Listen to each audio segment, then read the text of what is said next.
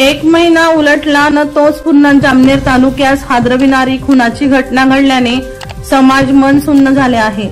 तालुक्यातील शहापूर येथील एका विधवा महिलेचा आर्थिक कारणावरून वाद विकोपाला जाऊन महिलेच्या डोक्यात दगड घालून हत्या केल्याची घटना घडली असून मद्यधुंद आरोपीस तळेगाव येथून पोलिसांनी ताब्यात घेतले आहे।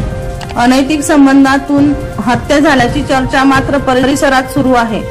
विधवा महिला संगीता हिचा आरोपी किरण संजय कोळी उर्फ लहान्या याच्याशी अनैतिक संबंध होते।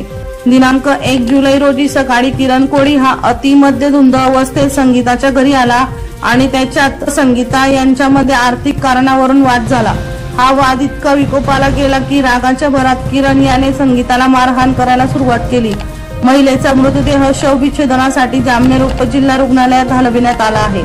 अवघ्या काही तासातच खुनासारख्या गंभीर गुन्ह्यातील आरोपीस अटक केल्याने पोलिसांचे सर्वत्र कौतुक केले जात आहे। वर्षा लोहार यांचा खास रिपोर्ट V1 लाईव्ह जळगाव।